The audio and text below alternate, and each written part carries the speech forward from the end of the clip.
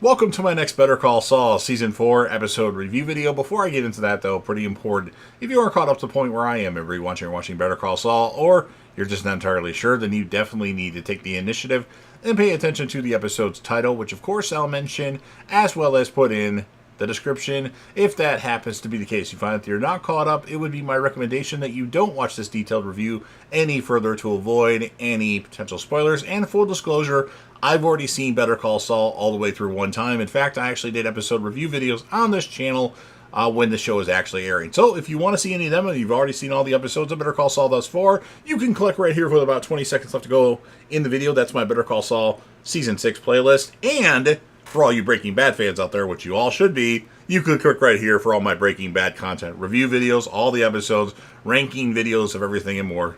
Both shows on my all-time top 20 list, actually. They both might be in the top 10.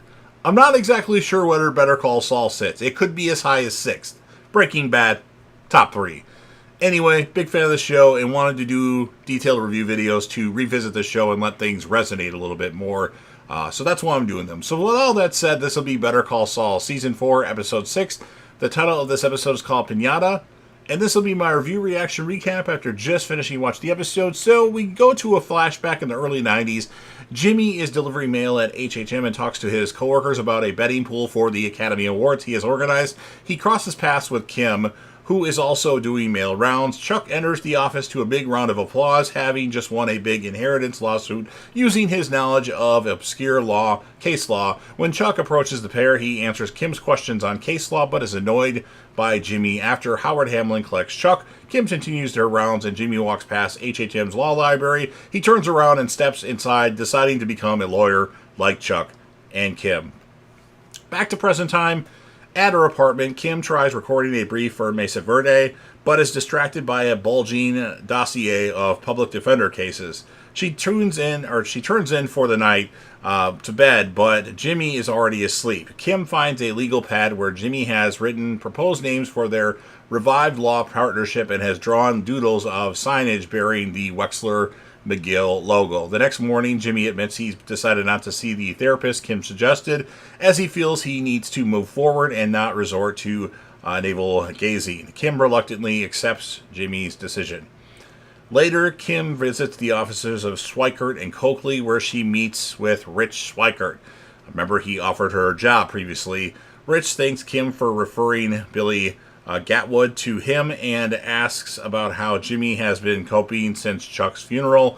Kim asks Rick if the firm has a banking division, and when he replies in the negative, she asks, "Would you like one?" Meanwhile, Mike and Gus enter a warehouse where two double-sided mobile homes have been set up to be used as Warner's construction crew. Mike suggests that Gus set up a recreational equipment that the men could use in their spare time, explaining that they need to keep the men from climbing the walls during the year-long excavation at the laundromat.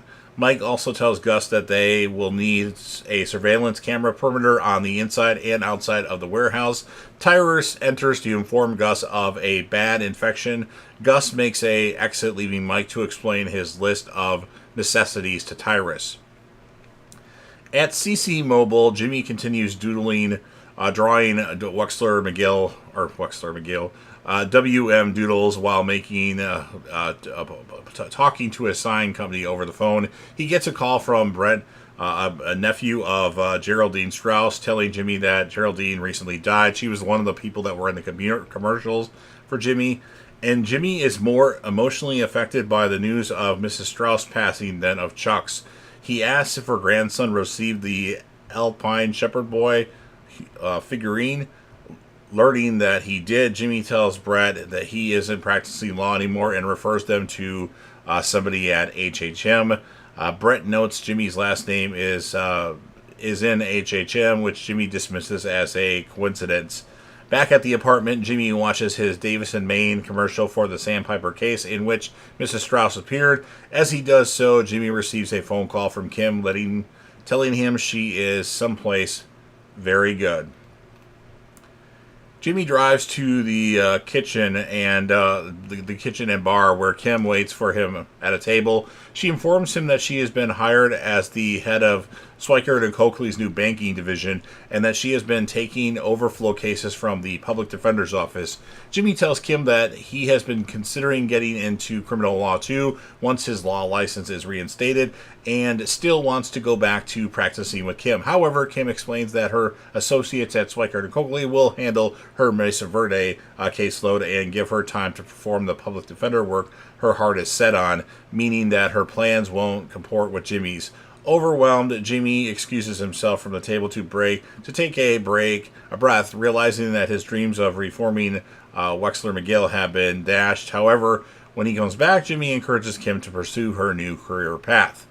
Mike drives to Stacy's house and knocks on the door. When she answers, he apologizes for the scene he made at the support group meeting, saying it was not the time or the place to confront Henry about his false stories. Stacy accepts the apology, but tells Mike that Anita is not happy and suggests that he call her. Mike thinks it would be better if he doesn't. Stacy assures Mike that she will never forget Matt and agrees to let him pick up Kaylee from school the following day.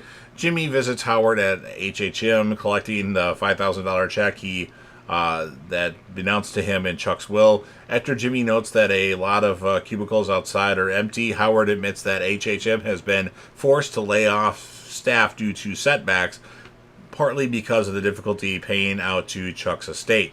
When Jimmy asks what the plan is to get the firm back on its feet, Howard doesn't know how to answer. Jimmy tries to motivate Howard by telling him to quit wallowing and fight to save HHM.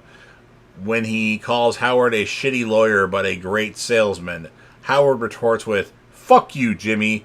Jimmy encourages Howard to use his rage to get the firm back on track and back on its feet.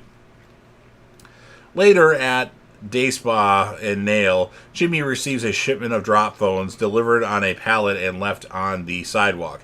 He makes dozens of trips through the salon to move them into his office in the back room.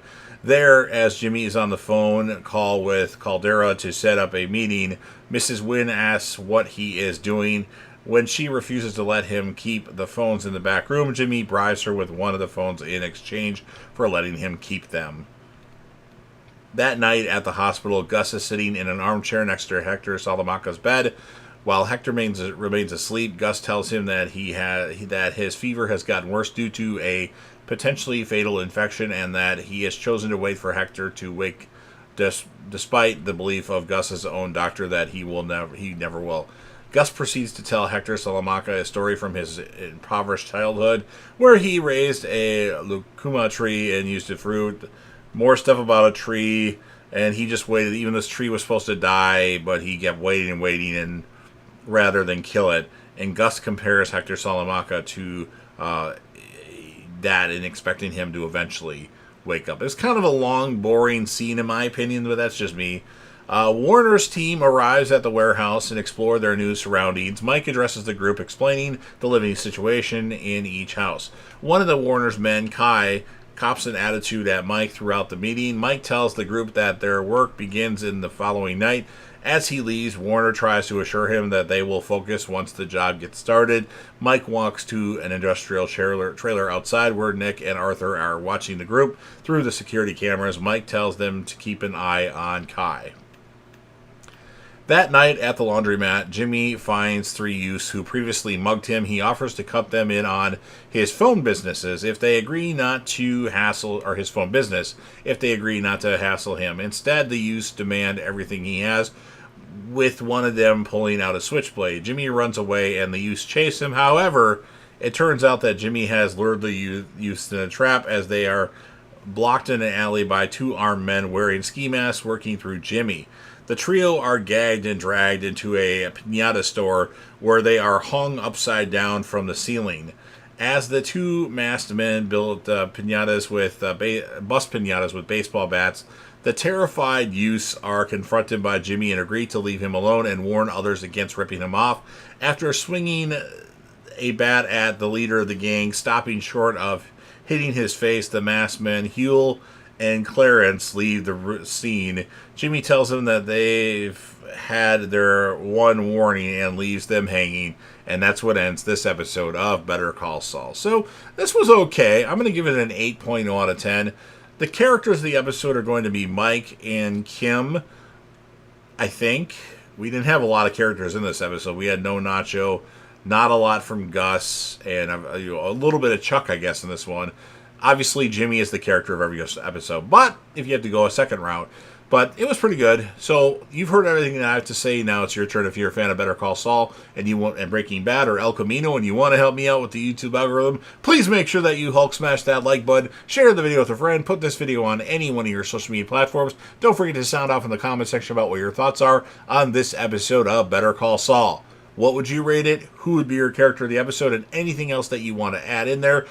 And remember to click right here for my Better Call Saul Season 6 review videos if you've seen every single episode. Here's my Breaking Bad playlist as well. And then last but certainly not least, don't forget to hit that sub button. You're watching the video anyway. Subscribe to the channel, join the team, show your damn support to be a part of something special. And you never know what you're going to see on JDev TV.